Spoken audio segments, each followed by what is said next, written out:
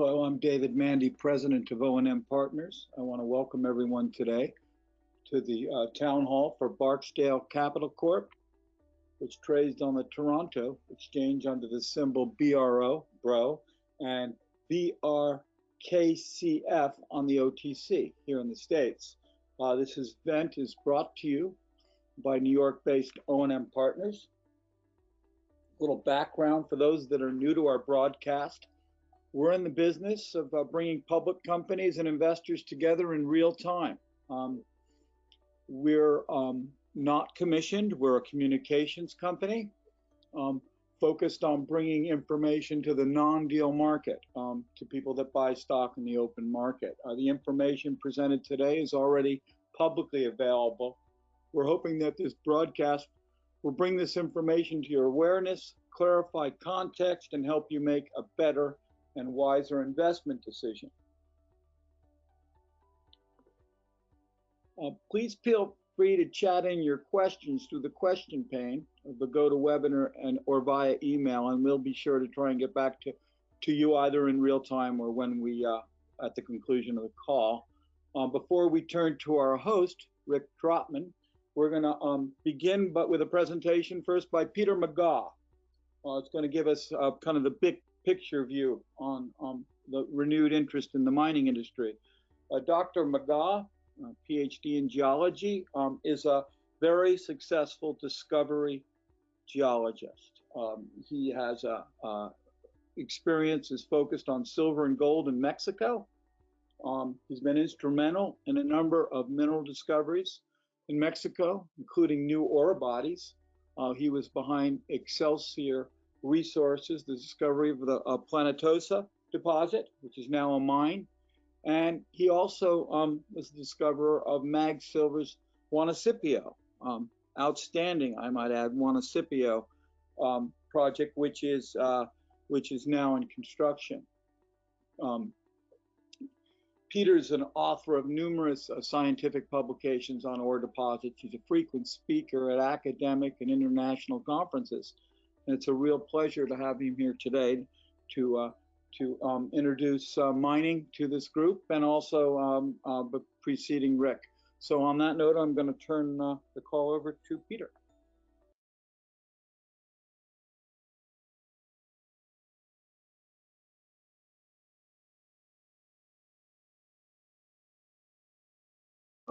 Thank you, David.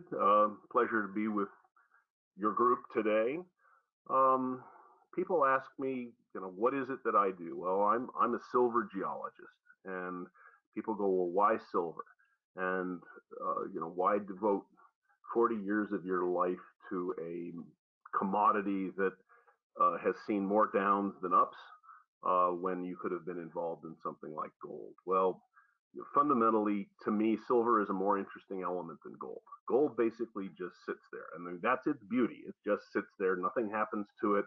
It remains, almost every ounce of gold that's ever been mined is still on the planet. Silver, on the other hand, is a very active metal. It gets involved in all kinds of chemical reactions, mineralogical reactions, a lot of things that I find are very interesting,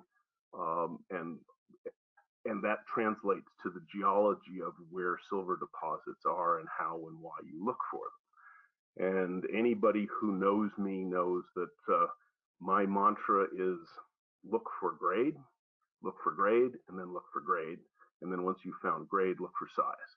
And grade is king as long as you're finding something that makes money under any market conditions. And even if that's silver at $3.50 an ounce, and it's big enough to survive at least 2 market cycles, then you have the makings of a major discovery. And I've been fortunate that my team and I have made a couple of major discoveries that fit that particular metric. One of the interesting things that's happened over the last 10 years or so is the recognition that silver is the green metal. And when I say that, I mean silver is involved in all of the green technology, which is becoming so important in the modern world. It is involved in solar panels, almost 10%, actually, a little more than 10% of the world's annual production of 850 million ounces of silver gets involved in photovoltaic cells. And about another 100 to 150 million goes into conventional and electric automobiles and is anticipated to grow further. Plus, there's a significant amount of silver that goes into passive biomedical uses. And that simply means that silver kills bacteria just because of the way silver works. And so you don't need antibiotics in a lot of cases, and you can cut down on the transmission of all kinds of infectious disease by coating surfaces with silver. So the short story here is that silver is the metal for the environmental future. People think of silver and they go, well, we don't use as much silver anymore. 50% of silver used to go into photography. Well, and that's gone. And actually what people don't recognize is that most of the silver that went into photography was essentially a treadmill. There was almost as much recycling as there was use of silver. So silver used to be primarily a monetary commodity. Better than 60% of silver's current consumption, and we consume about 1.05 billion ounces of silver a year worldwide. We produce about 850, so there's about a 200 million ounce shortfall, which is made up out of the scrap market and things like that. But 60% of that total is industrial, and that didn't used to be the case. I mean, we still make some silverware, and 200 million ounces of silver goes into jewelry every year, and about another 200 million ounces goes into bullion. But most of it is into these industrial applications, which are dominated by electronics, biomedical, and solar. So the demand for silver is very strong. Unlike things like gold, lithium, vanadium, silver tends to travel with a lot of other elements. Doesn't tend to travel by itself. So you find silver as a co-metal in lead zinc deposits, in copper deposits, in gold deposits. Very seldom does silver occur by itself. In fact, about 70 to 75% of the world's silver production is byproduct from mining of copper, lead, and zinc, which means that when the silver demand increases because of supply side squeeze, it's very difficult to ramp up the production of silver except through primary silver mines. Most primary silver mines are small, and it's very difficult to ramp up the production on them very significantly, which means from an investment standpoint, when silver experiences a supply side squeeze, it tends to move very, very quickly. Most of the time, silver follows along behind gold because people think of it as this monetary poor cousin to gold. But actually, silver has much more potential leverage to industrial demand and technological advance than gold does. When you look at the history of mining during the 20th century, the focus shifted from 19th century underground mining to large-scale open pit mining. So what we saw was a transition from underground mines to these giant open pit mines, which we see all over the world today. And these are the bane of a lot of people's existence. They're, especially from an environmental standpoint, they tend to make very large permanent waste dumps on the surface, huge tailings impoundments that are regulated in some environments, less regulated in others. But the beauty of silver is it tends to form in high-grade deposits that can be mined underground on a fairly large scale. So what we're seeing is a transition in the 21st century away from the big open pit mines to large-scale underground mines, highly technologically advanced, in some cases largely robotic, so there's very few people who are endangered in the process of the mining, and you wind up with a very minimal environmental footprint. And so the combination of a high dollar product, a low environmental footprint, makes these very attractive deposits as we move forward. The human race is not going to stop using things. Things are made of stuff. Stuff comes from somewhere. If it's not grown, it's mined, and all of this sounds like a bunch of cliches, but it basically boils down to that. And for silver, it comes with other metals, which are useful.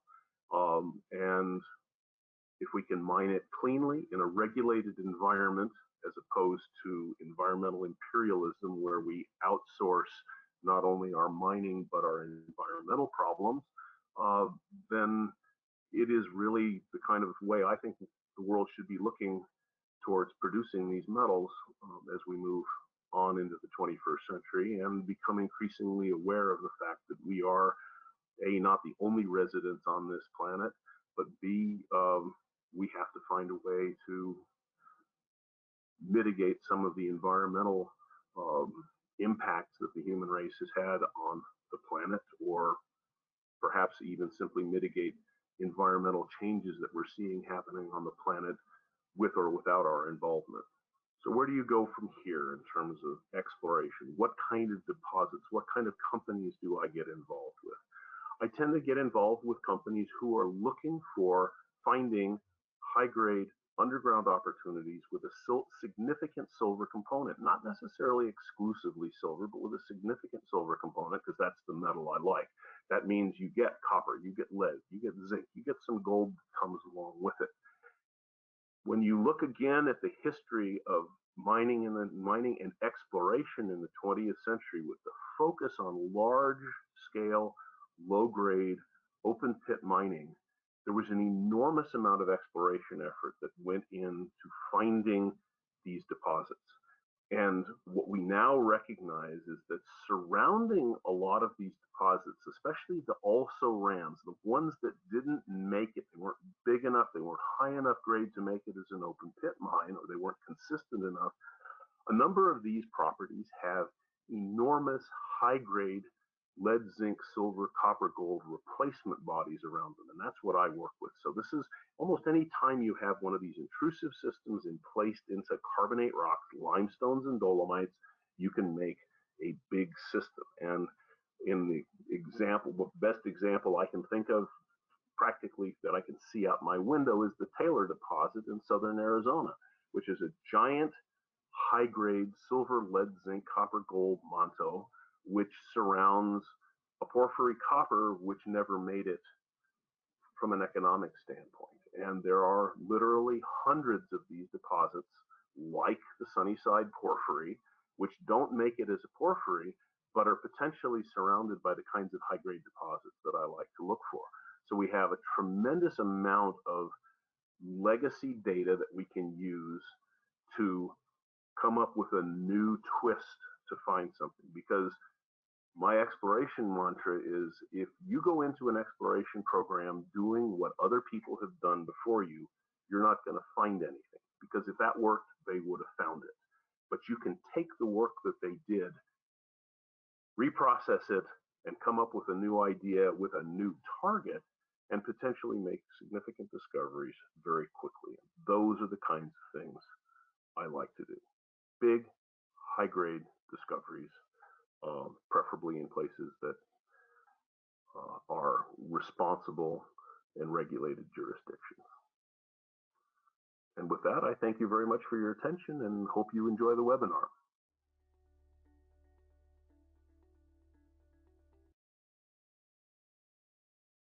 Thank you, Peter. I've always been a big fan. It's great to hear your discussion. We're now going to turn to our host, Rick Trotman. Rick is the President, Chief Executive Officer of Barksdale Capital, trained as a professional geologist, had some great success in his career as an exploration geologist with some of the leading gold producers, including Barrick, Meridian, and Yamana. But Rick also worked, spent some time on in the financial industry on both the buy side and the sell side positions. As you know, as well as technically focused responsibilities with major mining companies. Rick was previously with Resource Capital Funds before He started Barksdale Capital, which is a leading mining-focused private equity firm. He was involved in base and minor metals, but also responsible for establishing, managing the firm's portfolio of exploration investments. It's a real pleasure to have Rick here presenting, and I'm going to turn the call right over to Rick. Great, thanks, David. Can everybody hear me? Yep, we can hear you. You sound and great. We can see you and your Okay, screen. great. Perfect. Let me put this on full screen, and I will start going here. All right. Well, thanks, David, for the warm welcome, and I'd like to say thank you to all of the attendees that have signed on so far, and those that will listen to this in the future on replay. And a big thank you to Peter. Peter's a friend. He is a consultant for Barksdale. He advises us on a number of different fronts, mostly geologic focused. And it's certainly a pleasure to know him and work with him on a consistent basis. So with that, I will start today's talk, which is about Barksdale Capital, which is a base metal exploration company focused on the Americas. And we've got quite a portfolio of assets right now in southern Arizona, and we'll talk about those right now. So as I advance these slides, I think there are going to be slight delays, so I apologize if I don't get these going quite efficiently. So during this talk, I'm going to be making some forward-looking statements, talking about the future and the like, so be mindful. So what is Barksdale Capital? What do we do? What are we looking for? How do we want to make investors money? And the answer to that is we are going to do what we're good at, and that is finding undervalued assets, adding value from a technical perspective, and then hopefully selling them for a profit. And where we are focused right now is in southern Arizona, where we think we have a tier 1 asset, a very high grade, potentially high grade resource located right next door to one of the world's largest base metal development projects. We have significant backers, very strong partners on this front. We've got a strong treasury, and I think we've got the right team to get the job done. So let's talk about the structure of the company really quick. This is our capital structure. We've got 44 million shares out effectively, 48 million on a fully diluted basis. Our share price as of a couple of days ago was 40 cents. I think it might have closed at 37 cents today. That's Canadian, which gives us a $17 million market cap roughly. At the end of the year, we had a little over $3 million Canadian in the bank. And during 2019, we traded roughly 50,000 shares per day. 70% of that volume was from Canada, and about 30% of the volume was from the US. And over time, our US volume has grown significantly. I wouldn't be surprised if this year we trade almost as many shares in the US as we do in Canada. Anchoring our shareholder register are two very large companies that see the vision, that see the potential, and have written very large checks to support Barksdale. That's Osisko Gold Royalties, which, as the name insinuates, is a large royalty company. They made a significant amount of money backing our previous neighbor, Arizona Mining, and they have now signed on to be one of our largest shareholders. They have roughly 15% interest in the company. And the other large holder here is Teck Resources, one of the world's largest mining companies and one of the world's largest miners of zinc. They own just under 10%, and they came in to be an investor last summer. And it's quite nice to have both of these groups there. They're very technically savvy. They've completed a ton of due diligence on us, on the projects, and on our legal agreements. And both of these companies have requested a pro rata right, which allows them to maintain their ownership in the company over the years as we continue to fund the company. So they have a right to participate. In addition to our anchor shareholders, we have a number of funds that are invested, including US Global out of Texas, who own a considerable amount of the company. as well as some high net worth individuals, a lot of mining CEOs and other personalities that have big share positions. Eric Sprott's one of them. He's had his 2.5 million shares for a couple of years now, not part of the latest buying craze, but nevertheless, he is a big shareholder of ours. And then on the management and board side, the share ownership that we have in the company is steadily growing. We have roughly 9% ownership from the board and the management team. I'd like to say that I've been buying consistently in the market, and I think my ownership is nearing 2%. The team. So this is the lifeblood of any exploration company. The right team is critical to get not only good projects, but to make sure that you work them effectively and that you don't mess things up along the way. I'd like to think that we've got a great team and we'll continue to add the right people over time. So I'm the CEO of the company, obviously. As David mentioned, I'm a geologist who has worked in a number of different facets throughout the mining industry, including on the buy side, the sell side, on the exploration side. I think I found a home here running a company on the exploration side of things, and I look forward to doing this for many, many years. On the technical side, we've got two key players that are instrumental in what we do. Obviously, you were introduced to Peter McGaugh through the opening video with his explanation of why he likes silver and what he looks for in projects that he associates his name with. Peter lives about an hour from the project, and we're very lucky to have him on the team. He not only helps us look at the tons of data that we have, from a historical perspective on our projects, but also the new data that we acquire through the work programs that we've instituted. He's a mine finder. He knows how this process works and is going to be very instrumental for us going forward. Lou Teal is another person that I should mention. He's our qualified professional. He signs off on all of the technical statements that the company puts out. He is a mine finder as well. He is a long-term Newmont exploration geologist, spent a considerable amount of time in South America, as well as in the Western US, looking for and finding gold deposits, including some very large Carlin Trend deposits and some very large gold deposits down in South America. Lou is a great guy to have on the team, and he is going to be someone that we are very excited to let loose on some of our projects once we have our permits and can start drilling. And then finally, as far as the board is considered, one name that stands out here is Darren Blasutti, our chairman. He is the CEO of America's Silver and Gold, who may have just did a name change. I think it's now America's Gold only. Anyway, Darren was a long time head of corporate development for Barrick Gold and has probably $30 billion worth of M&A under his belt.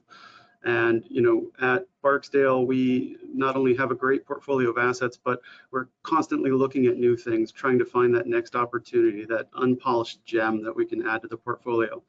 And Darren, being an M&A guy, he is the anchor of that process as far as knowing how to get a deal done and a good deal done.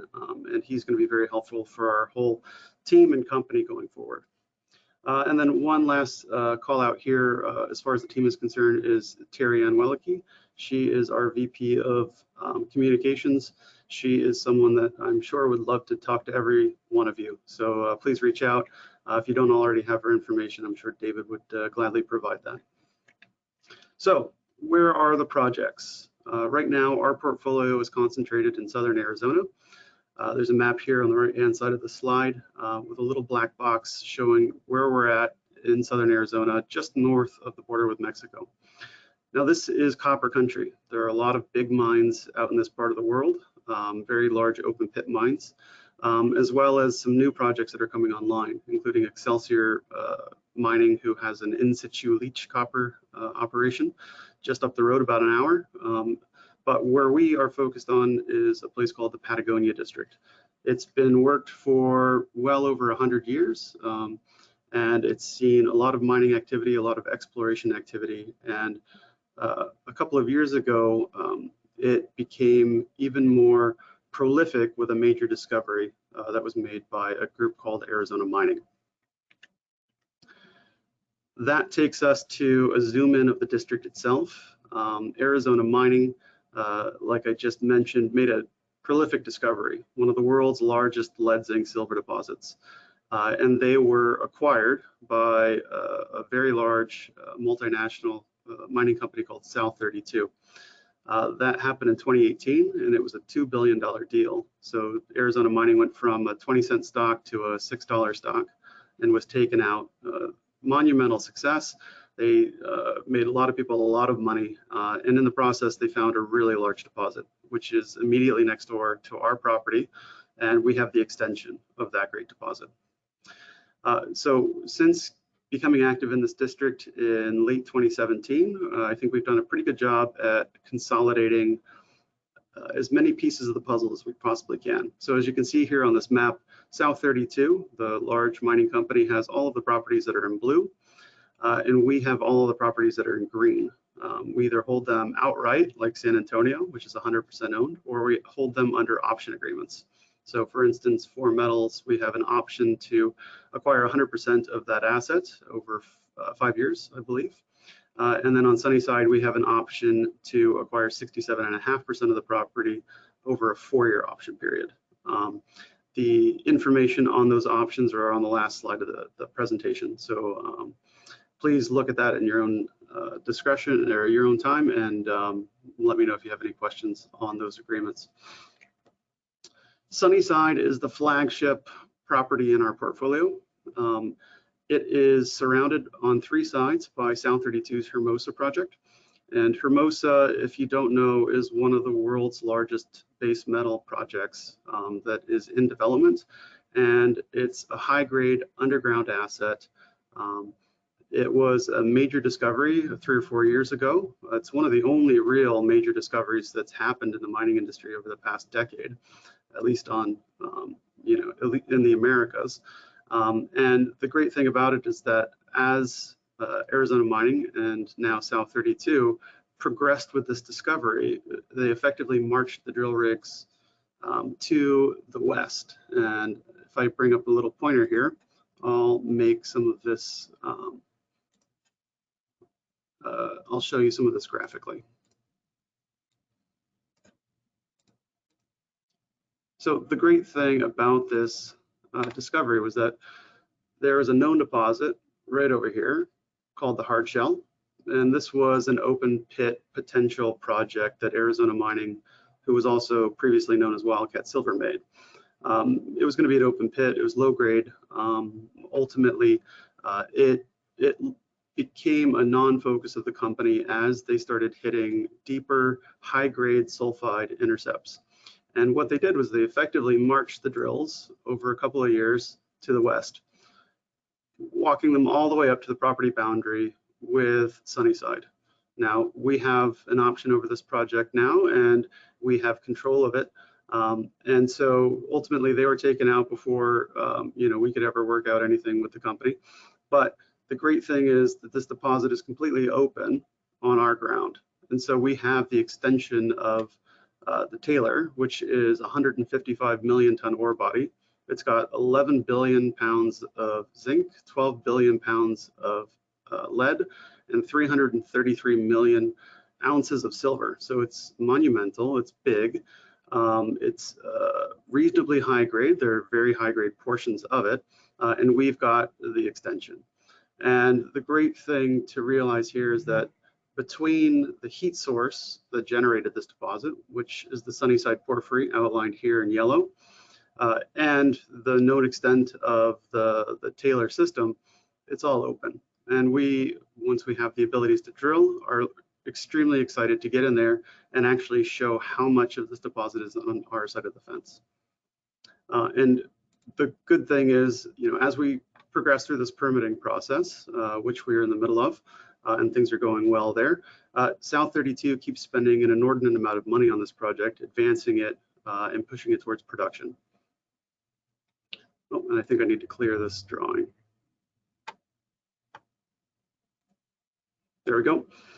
All right, so we think that the Sunnyside porphyry is the source for all of this mineralization. And ASARCO, when they were on this property back in the 70s and 80s, actually made the discovery of the Taylor system on the Sunnyside project.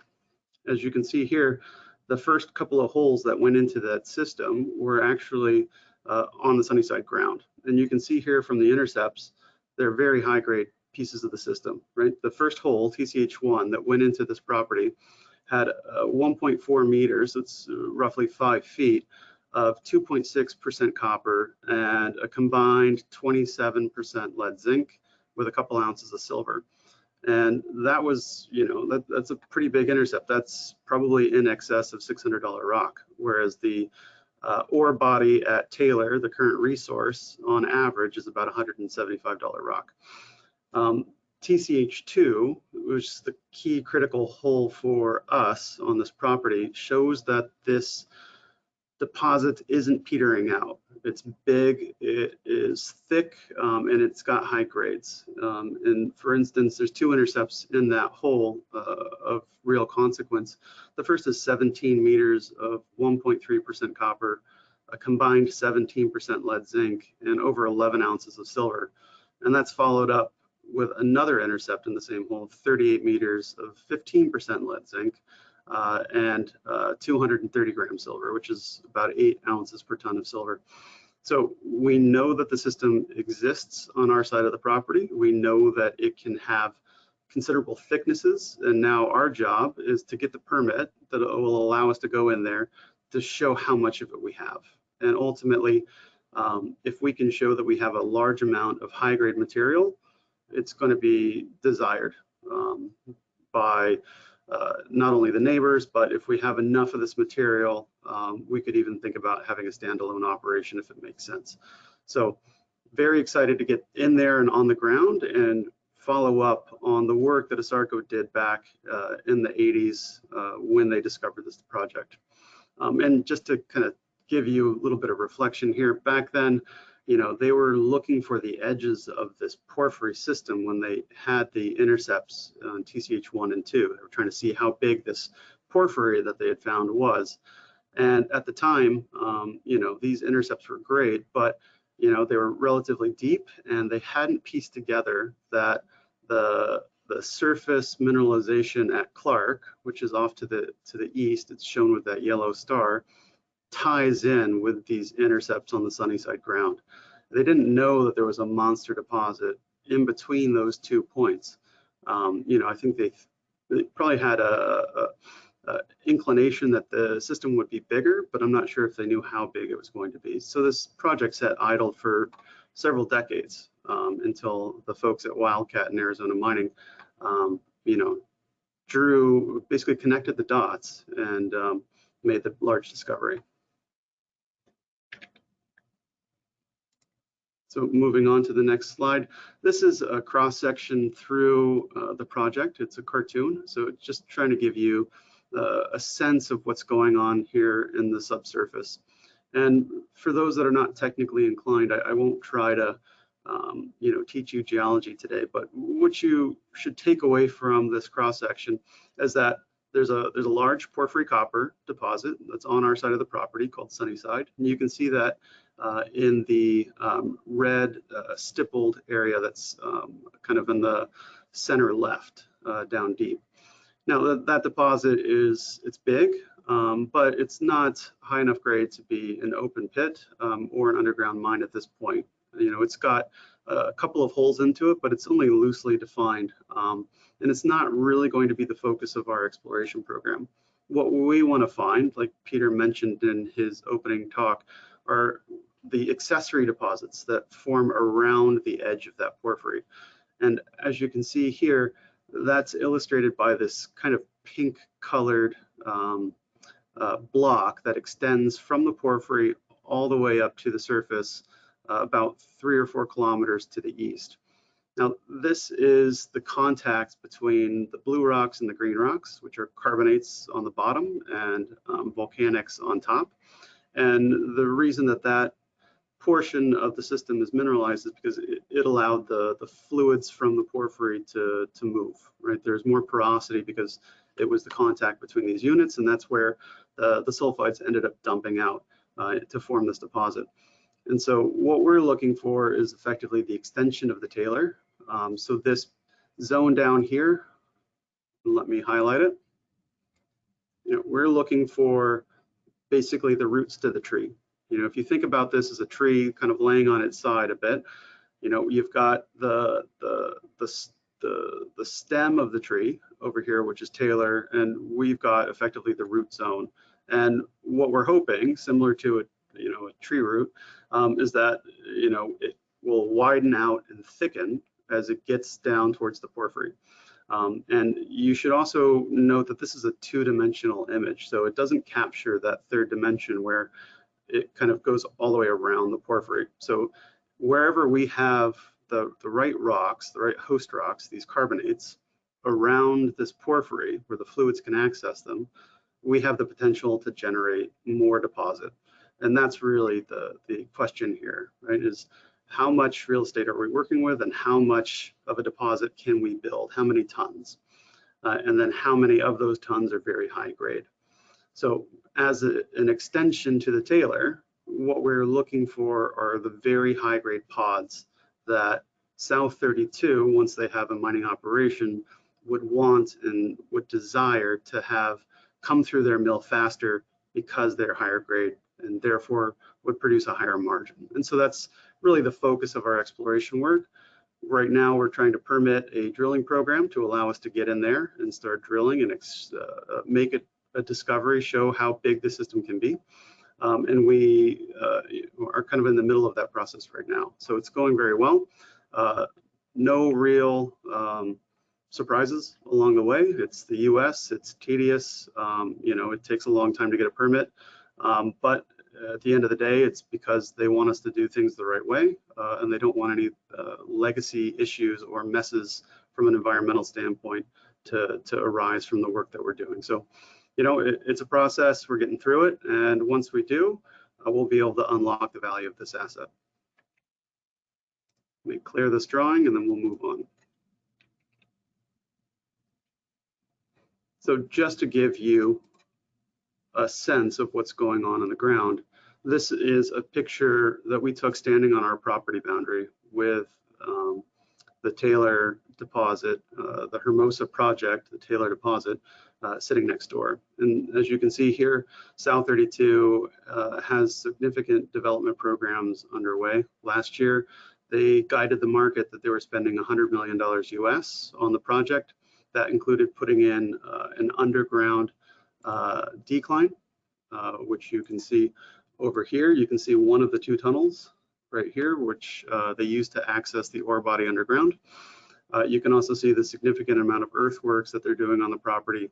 You know, they have a certain number of acres of private ground here, from which they're going to try to build their project. And so considerable amount of earthwork going on to try to prep it and get the project in a spot where you know, it's ready for development. They have guided the market that they are going to have a pre-feasibility completed on this project and released to the market by the end of their fiscal year, which ends in the end of June. So here in the next couple of months, we should understand what they plan to do with the project and how they're going to develop it and what it's going to look like, which should be pretty exciting for us. And we love bringing people out to the project, hiking them over here and showing them the work that's going on. It's very exciting to see them advance this, because we know that every dollar that they spend on their project ultimately helps de-risk ours, from the standpoint that you know, having a very large mineral resource right next door that's under development is going to allow us to, well, look, it gives them a reason to want to have all of it, right, at the end of the day. The next slide has another great photo that shows you some of the additional works that they're doing. If I actually go back one slide, I'll just point out where we are going to be looking on the next photo is just up this little valley. So kind of at the end of the white line by where it says underground access. We're going to be looking at a photo of the tailings facility that they have, which is a lined dry stack tailings facility. So this is the modern way that folks are dealing with tailings impoundments to make sure that, you know, environmental repercussions of mining are managed and mitigated as much as possible. So as you can see, this tailings facility already has material on it because this is a former mining district. There were several underground mines that mined very high grade epithermal veins that came off of the Manto system. Those were lead, zinc, silver operations that shut down in the 1960s. And as part of the development work here at Hermosa, South 32 is relocating all of its historic tailings onto this new facility, which will also serve to host all of the new tailings that they'll make once the project is underway. So moving on from Sunnyside, the other project that we have in the portfolio that is a potential company maker is San Antonio. San Antonio is located just a couple of kilometers to the southeast of Sunnyside. This is a property that we acquired from Teck Resources. So Teck invested $1.5 million in Barksdale and bought an 8% stake in the company. And shortly thereafter, we closed a property transaction where we acquired San Antonio for share consideration that brought their ownership up to 10%. San Antonio is a potential company maker from the standpoint that it's got a very nice target for porphyry discovery. We are in the middle of figuring out our permitting plans there. We've submitted a draft permit application to the Forest Service just a couple of days ago, and we are waiting for their feedback before we provide guidance to the market on when we think that we can drill that. But preliminary information suggests that we could be drilling that this year, so we're quite excited. And what San Antonio is basically a property that's covered mostly in gravel. So it hasn't seen a lot of exploration in the past, but the work that Teck did focused in on looking at what was underneath those gravels. So they did a lot of geophysics, gravity, magnetics, IP, as well as some passive seismic to see how deep those gravels were. And what we think is there is a potential porphyry sitting under a thin veneer of gravels. We don't know whether that's going to be high grade or low grade. You know, that's for us to test with the drill bit. But what we know is that it's in a shallow environment. And so it is very exciting. You know, there hasn't been a porphyry discovered in the US in however many years, probably 15 years. And so to have the ability to bring in a new significant discovery like this, you know, to our shareholders, it's fantastic. Like I said before, it could be a company maker if we find a porphyry here. And the amount of companies that are active looking for new projects, looking for new, you know, copper development opportunities in the Americas, you know, we will be on the radar of everybody if we are successful here. That being said, we're going in with the mindset that we want to quickly and cheaply test this to see if there's a system. So the drill program that we're going to be proposing is going to be, you know, modest in size and cost. That way, you know, we don't break the bank, but we go in there and get the information that we need to see if this is actually a fertile porphyry system with grade. And so we're very excited about this, and we'll be probably putting out some guidance here in the next month or so as to when we think we'll have drill bits on the ground. Let me advance this. Okay, and then the final piece of our current portfolio is Four Metals. And so this is located just south of Sunnyside and just west of San Antonio. We picked up this project a couple of years ago because it has a copper bearing breccia pipe outcropping on the property. And it has the ability to grow. It's probably somewhere between 20 and 40 million tons, about 0.5% copper with some moly, silver, and gold. But being that it's a breccia pipe, you know, it doesn't really have a lot of potential to grow in terms of girth. So this project will be very important if we make a discovery at San Antonio, from the standpoint that it could be a satellite operation. But you know, aside from some deeper targets that we see from geophysical responses, you know, there's not a lot of opportunity to grow this deposit significantly at the surface. That being said, the IP anomalies that we see just north of the Red Hill breccia pipe suggest that there could be a deeper porphyry. So, you know, tune in. We'll have some more information on 4 metals later this year. So milestones for the company. You know, last year was a great year for us. We were successful in finding new significant investors and partners in both Osisko Gold Royalties as well as Teck Resources. We raised $5 million through private placements that we conducted with just those two groups. So that was very successful. Those funds will effectively get us to the drilling stage. We have plenty of cash in the bank to get through the permitting process and to start drilling on the project. So hopefully that means that we will not be tapping the market until we have the ability to drill. As far as you know, the shareholder register is concerned, you know, bringing in those partners and having kind of 25% of our shares in 2 anchor shareholders, it's significant and really speaks to the quality of the projects and the potential that we have on the exploration side.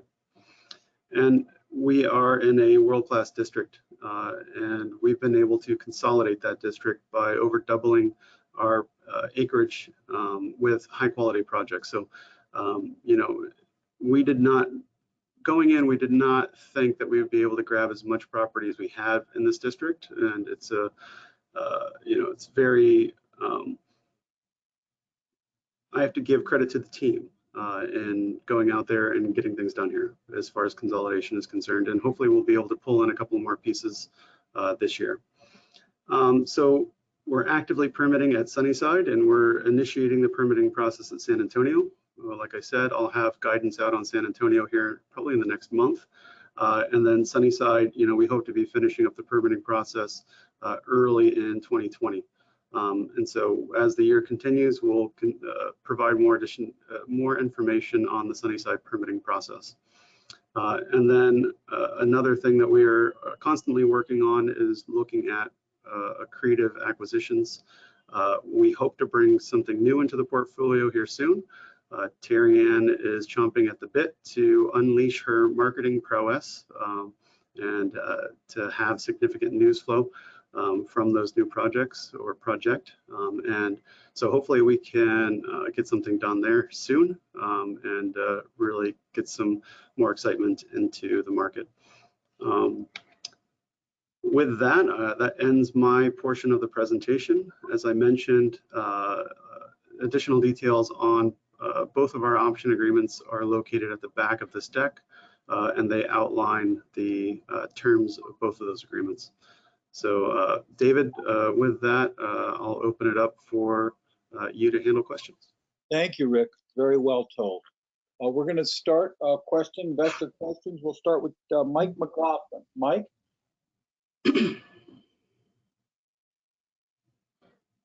Mike, can you unmute yourself?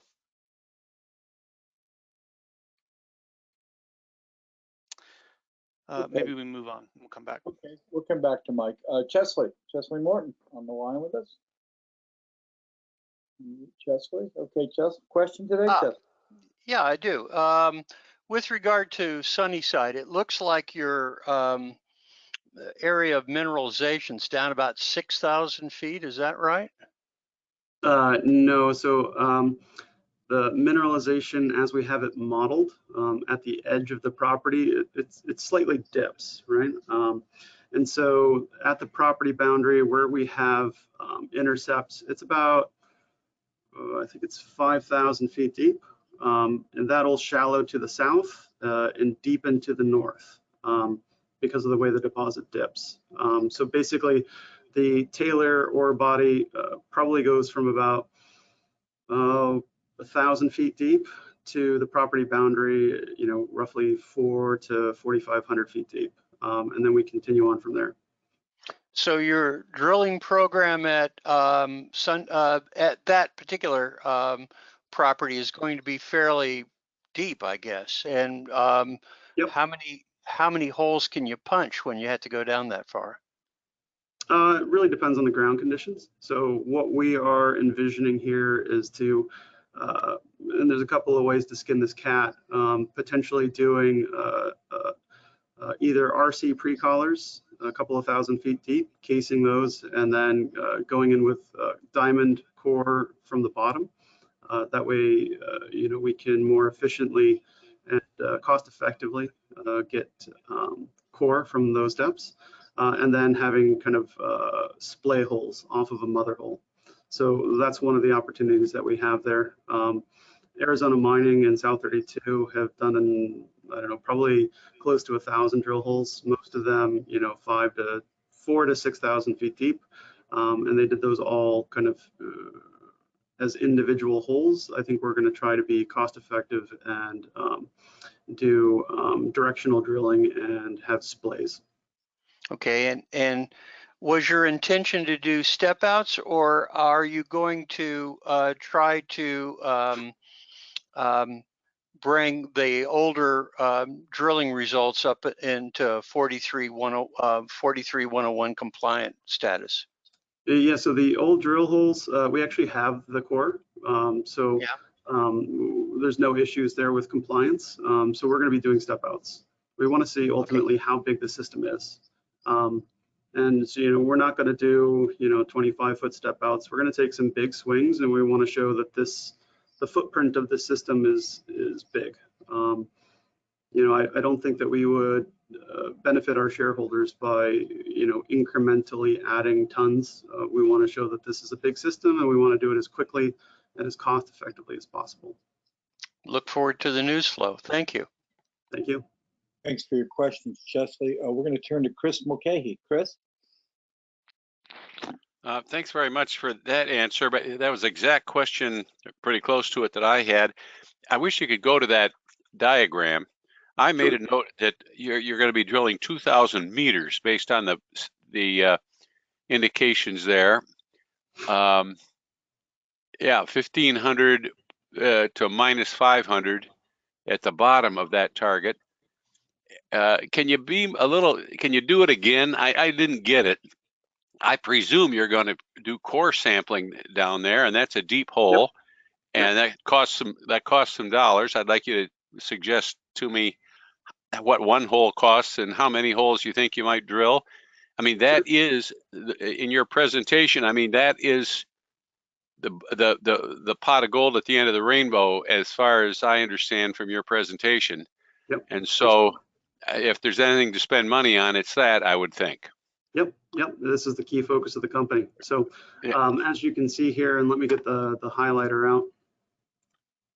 So the surface level at Sunnyside, where we're going to be drilling, is about 1,500 meters.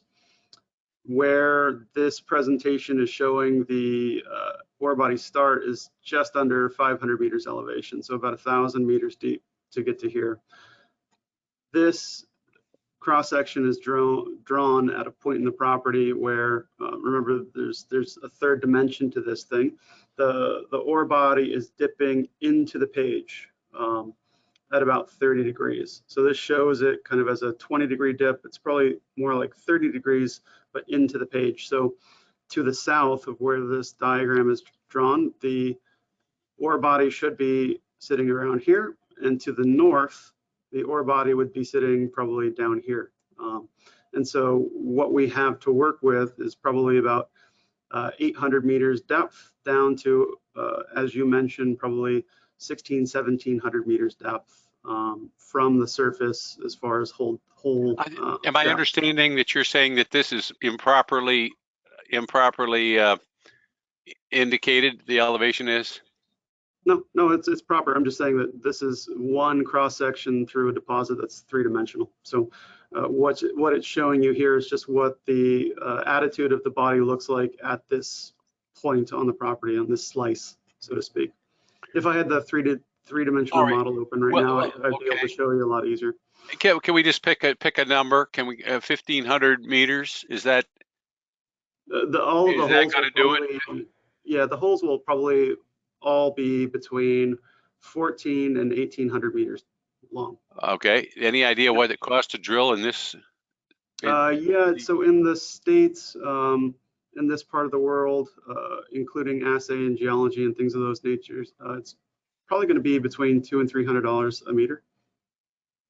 So Okay. these are going to cost a couple $100,000 a piece if we drilled them as individual holes from surface. So if we did splays, so imagine that this hole right here, which is a bit illustrative, is a single hole. What you would do in a splay is pull the rods back up, and then you'd put a second hole off of it, and potentially even 3, 4, 5, 10 holes. And so TCH2 was a single hole, and TCH2A was a wedge off of that hole historically. So that's the option that we have to reduce costs, because then you do not drill, that first couple of thousand feet over again effectively. And then if we can use RC as a pre-collar and take it down 2,000, 2,500 feet, that'll significantly reduce the cost of those holes as well. So we're looking at a number of different ways to manage our costs, with the understanding that, these are not going to be a cheap program, but on the flip side of that coin, we also know that the prize is really great at what we're looking for. My IQ is too low to have done the math. I was listening to you too closely. Can you ballpark of how much of the $5 million that's on hand are we going to spend here? So the 3 million that we have in the bank, that'll go into permitting, getting the company to the point where we can start drilling. And then we'll probably still have some money left over, but we would do a capital raise to fund the drilling program itself. And under our option agreement, we have to do a total of 12 million Canadian of work on the project, of which we've already spent 4. So, our first program here will probably be somewhere on the order of 5 million Canadian, 6 million Canadian. Just to come back there, you showed us the picture of your neighbor and Yep. all his moving all the dirt he's moving just across the line. Yep. I'm hoping we don't have to spend $3 million to get the permits here. I'm hoping you can take the government boy to lunch and convince him that this is a piece. This is a red wagon, not a car. I mean, that this is a piece of cake. Is it not? Or are we going to go through an elaborate process while we watch these guys on the other side do all the stuff they're doing? Yeah, no, unfortunately, nothing in the States is easy, quick, or cheap. Permitting is kind of a pain in the States. It's becoming a $3 million pain. A $3 million pain. No. But we've got to run the company as well, right? Okay. Unfortunately, I'm not super wealthy, so I do take a salary, things like that. So there are expenses that we're going to incur outside of the projects, while we're going through this process, as well as the permitting, land payments, things of that nature. So ultimately, we're going to have the ability to drill here, and it'll be a big program. It will hopefully find many millions of tons of ore, and we'll be off to the races. But it is off in the distance. I mean, we've got to raise some money, and we got. I mean, the permits are the first hurdle. Yep. And then we've got the hurdle. We got to raise 5, 6, 7. Did I hear it right? $1 million to actually do this right. Yep. Is that about right? Look, raising the money to drill here is not going to be an issue. We have anchor shareholders. I do not believe that we are going to have trouble raising money to drill here. Just bottom line.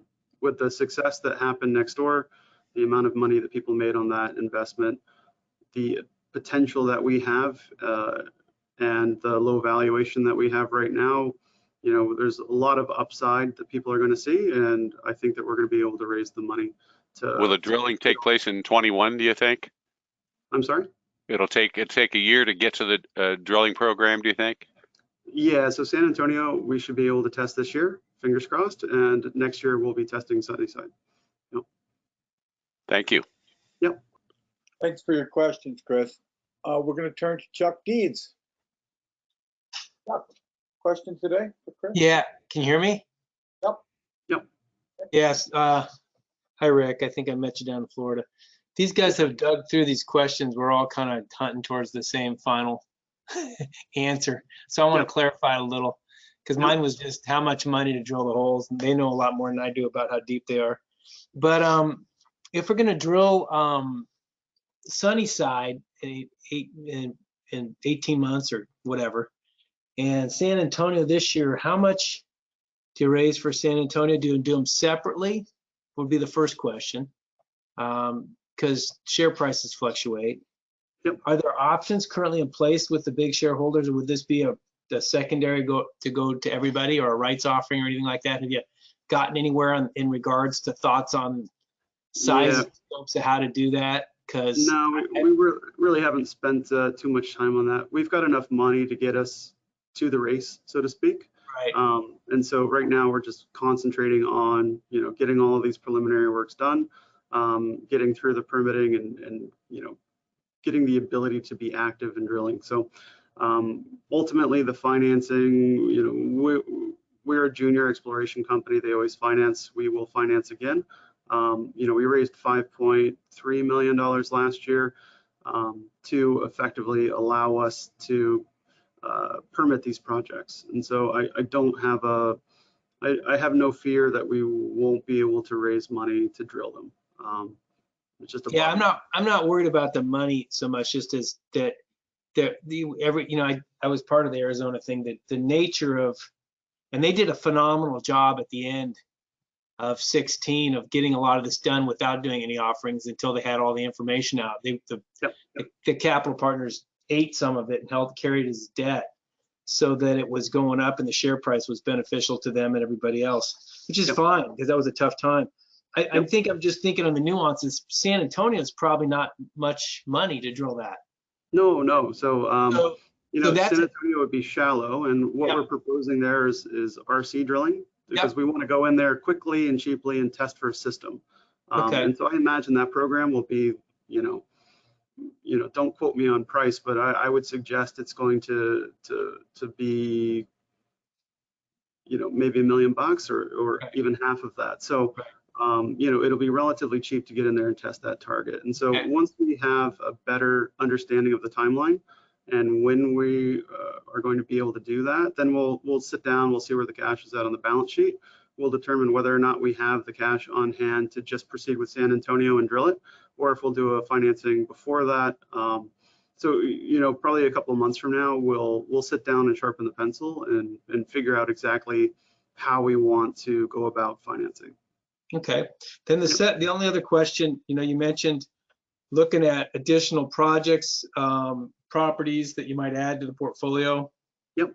One of my questions in that is that in the specific region, the specific type of targets based on your staff and your management? Are you looking for things in, this copper, silver district, or are you looking for anything based in the marketplace because the marketplace is still depressed in juniors? Is there a specific, or is this to enhance this project, or is it a diversification into another project, or both?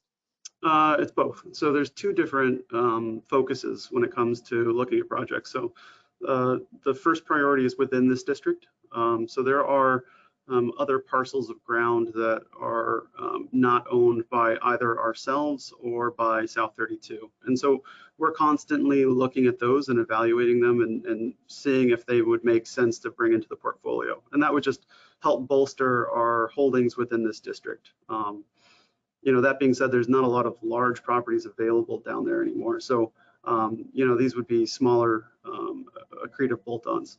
And then outside of this district, we look at projects where,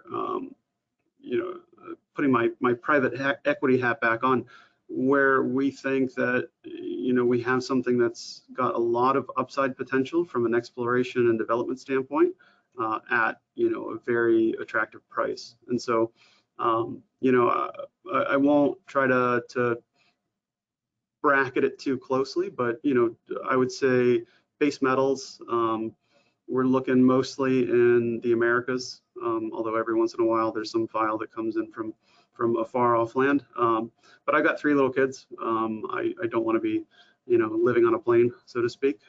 So I'd prefer to look at things that are relatively nearby. Thanks. That's it. Yep. Thank you, Chuck, for your questions. We're going to turn to Donald Wong.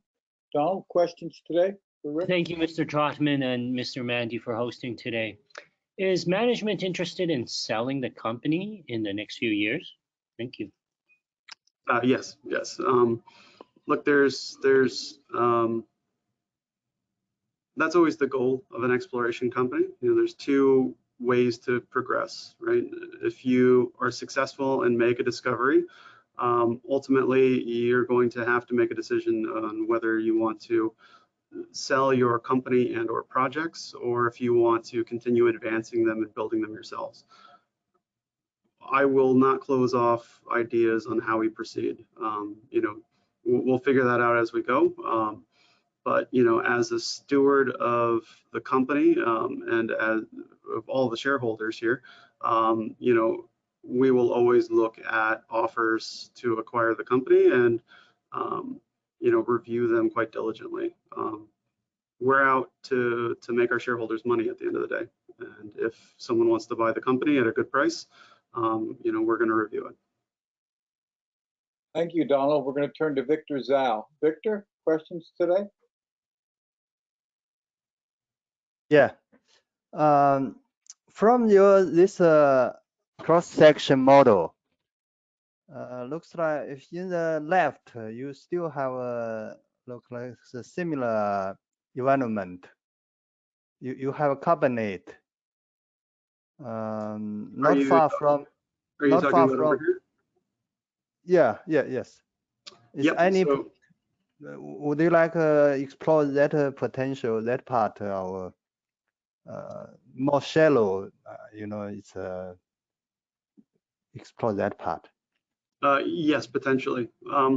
So as I mentioned earlier, we're looking for the right host rocks, these carbonates that are located close enough to the porphyry where the fluids from the porphyry can alter and mineralize the rocks. And that's a 3D, exercise that we need to figure out. So if I go to the page up here, I think this will help illustrate a little bit easier. We think that we have potential, in all of this area here to build tons around the porphyry. We've got historic drilling and our geophysical results and our mapping and how we put together our model suggests that there is a lot of potential here in the northeast portion of this property. And what we're permitting is effectively this. So everything on this side of the line, we would have the ability to drill. On the other side of the property, on the west side, over here, and I think green was probably not the right color to choose, over here, it's still a large unknown. There's not a lot of drilling over there. There are cover rocks that really mask, what's going on at depth. We have a hypothesis that the carbonates that are on the northeast side of this property could be here at depth and even at shallow depth. And we're currently working on basically testing that hypothesis. So we will have some drill holes that fan out to this side in hopes of finding carbonate at a shallower level. And then we have some other geophysical tools that we look to employ probably later here in this year to try to see if we can pick up the sign of carbonates in this portion of the property as well. Yeah. Okay, thank you. Yep. Thank you, Victor. We'll turn to Steve Rentschler. Steve, questions today for Rick? Yeah, hi. I was just curious, do you know what the intercepts were like, South 32s, as they got closer to your property boundary? What the thickness was, etc. Yeah. So the deposit is Arizona Mining released all of the drill holes, or at least the vast majority of them. So we've got a three-dimensional model that has all of their drilling in it. you know, it's not as accurate as it could be because we don't have any of the survey data from their drill holes, so we don't know. We only have an approximation of like how the holes were dipping and things of that nature, but we've got all the big intercepts. And what I can say about the Taylor deposit, it's kind of like a feather duvet.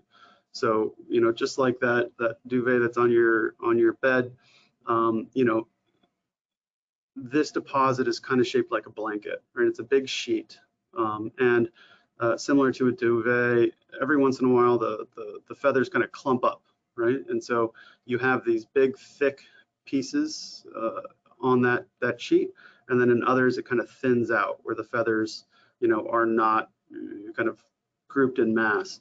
And so that's kind of how this deposit looks as well. So Arizona Mining used to put out a great, basically a heat map showing the deposit, and what you would see are big pods of high grade with thinner bits surrounding them. And so we don't expect it to be much different on our side, but overall what we're hoping is that as we get closer to the porphyry, and in a geologic sense the heat is effectively increasing, that we would get higher grades, more consistent thicknesses, and that we would potentially kind of thicken the entire package as we get closer to that porphyry.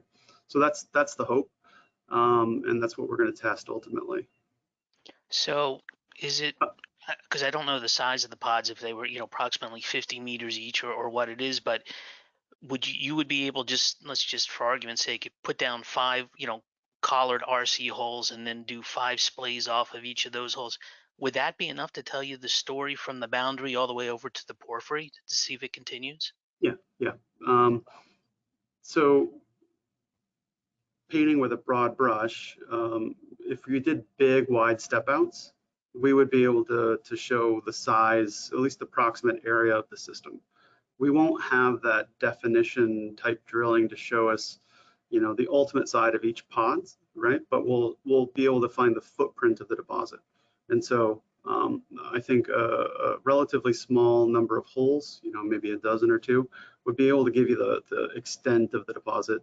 If we wanted to go in and focus on defining each of those pods, you know, the higher grade areas, you would need to do more drilling. But that's something that we can tackle once we're hopefully sitting on a discovery, and you know, it's a great discussion to have once we tag into it.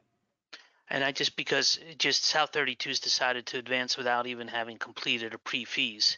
So they're comfortable with their drill density, obviously, and their understanding of all of that. And so my point was just I don't think you would have to have that kind of drill density to prove your point. No, so ultimately what we want to prove is that we have a big chunk of the system and that there are high grades on our side of the fence, and that it would ultimately be accretive to either South 32 or big enough potentially as a standalone for somebody else. And so I don't think that we're going to have to, you know, drill hundreds of holes to answer those questions ultimately. You know, this should be able to occur with, you know, a couple of dozen holes, yeah, quite honestly. Okay. Yep. Super. Thanks very much for answering the questions. Yep, of course. Thank you, Steve. We're now going to turn to Jennifer. Jennifer Rankin has a question. Hey, can you hear me? You can, Jennifer. Excellent. So good afternoon. I do have a Twitter question for you. Sure. The Twitter user, Mining Stocks, it's a Twitter page for the Mining Stocks Investor Guide, tweeting at miningstocks.com, or sorry, tweeting at Mining Stocks, has the following question for you. Can you please explain the deal with Regal Resources over the property? Sure, yeah. Let me erase this drawing and go to that slide. So in the back of the presentation, here we go. So these are the 2 option agreements that we have. The one on the bottom is for 4 metals. It's a pretty simple, cheap deal. I won't go into that.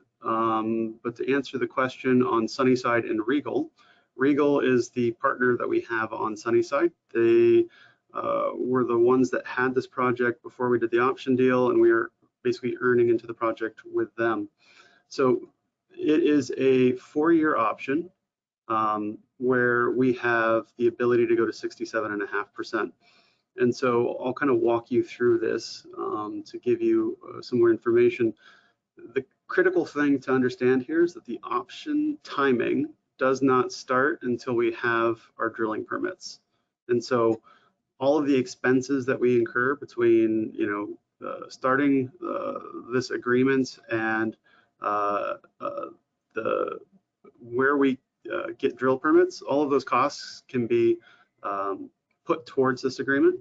But the actual clock, which dictates when we'll make additional cash share and in the ground expenditures for exploration, that doesn't start until we have those permits. So let me walk you through this. So when we executed the agreement, we gave Regal $750,000 Canadian, and we issued them 5.1 million shares. And so as you can see here, the 1.25 million were issued. The 3.85 have been issued, but we hold the certs in escrow. And so these shares, the 3.85 million, are currently included in our cap structure. What we will need to incur to cement our ownership is $12 million worth of exploration expenditures at Sunnyside over that 4 years.